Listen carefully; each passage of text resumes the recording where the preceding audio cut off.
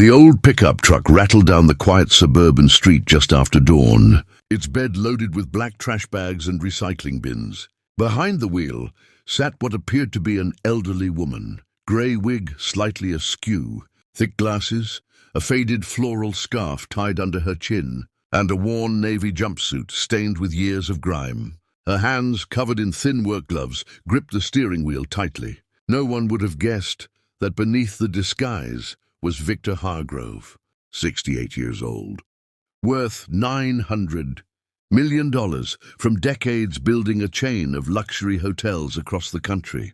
Victor had come to this neighborhood for one reason: to meet his son's new wife, Emily, without her knowing who he really was. His son, Daniel, had called 3 weeks earlier, voice trembling with excitement. "Dad, I got married."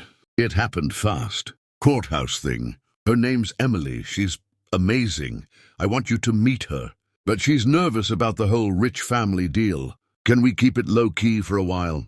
Victor had grunted, asked a few questions, then hung up. Low-key wasn't his style, but testing character was. He'd seen too many gold diggers attach themselves to his family over the years. Daniel was soft-hearted, brilliant with computers, terrible at spotting users. So Victor decided to find out the truth himself. He'd spent 2 days practicing the voice, higher, raspier, with a faint Eastern European accent he'd picked up from housekeepers during his early hotel days. He rented the smallest, oldest sanitation truck he could find, bought the cheapest wig online, and borrowed makeup from his longtime assistant, who asked no questions. At 5 in the morning, he parked 2 blocks from Daniel's modest 2-bedroom house and started his route, collecting bins from the curb as if he did it every week. When he reached their greenhouse with the white trim, the trash cans were already out, neatly lined up, lids closed, even a small bag of recyclables separated. Victor smiled under the scarf. At least she wasn't lazy. He hoisted the first can, pretending to struggle more than necessary. That's when the front door opened. Emily stepped out wearing yoga pants and an oversized hoodie, hair in a messy bun, holding a travel mug of coffee. She was younger than Victor expected, maybe 28, with kind brown eyes and the look of someone who had just rolled out of bed but still managed to appear put together. "Morning," she called, waving. "You guys are early today. Need a hand?" Victor froze for half a second, then shuffled forward, letting the can clatter. "Oh no, dear. Old bones? I manage." Emily set her mug on the porch railing and jogged over. "Here, let me grab that." "One." She lifted the heavier recycling bin effortlessly and carried it to the truck. "You okay? You look like you're working alone. Where's your partner?" Victor coughed, playing up the frailty. "Called in sick, happens." "That's rough. You want some water? Or coffee? I just brewed a fresh pot." He hesitated, then nodded. Coffee would be nice, black. She smiled, genuine, no trace of pity or annoyance, and disappeared inside. 2 minutes later she returned with a ceramic mug, steam rising in the chilly January air. "Here, careful, it's hot. And take the mug with you if you want. I have plenty." Victor accepted it, fingers trembling on purpose. "You're kind to an old garbage lady. Most people don't even look at me." Emily shrugged, leaning against the truck. "Everyone's just trying to get through the day. You probably see more of people's lives than anybody. Trash tells stories." "Right," he chuckled, the sound rough. "You'd be surprised what folks throw away. Dreams, letters, photographs." She nodded thoughtfully. "My mom used to say the same thing. She cleaned offices for 30 years.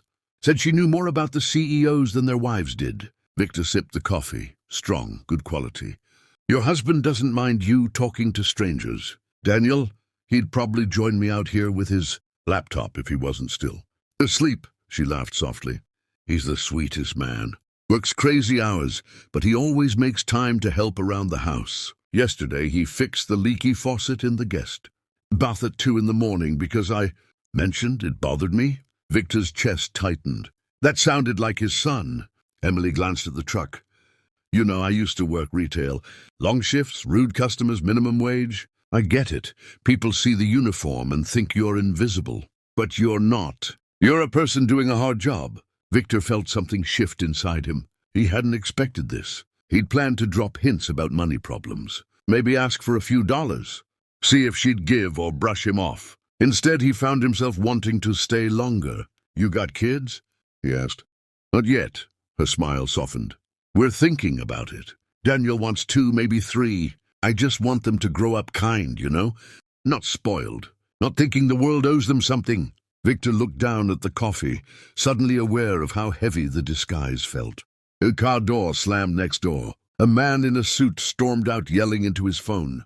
He kicked his overflowing trash can so hard the lid flew off, spilling garbage across the lawn. Then he glared at Victor. "Hey, you gonna clean that up? This is disgusting." Emily stepped forward before Victor could respond. "Mr. Peterson, it's 5:30 in the morning. Maybe keep it down?" The man sneered. "Tell the trash lady to do her job faster. And you, mind your own business, sweetheart." Emily didn't flinch. "She's doing her job just fine. Maybe if you didn't overfill your bins every week, they wouldn't spill." The neighbor muttered something rude and stomped back inside. Emily turned to Victor, cheeks pink. "Sorry about that. He's been worse since he lost his job. Doesn't make it okay, though." Victor shook his head slowly. "You didn't have to stand up for me." She shrugged again. "Someone had to. Come on, let me..."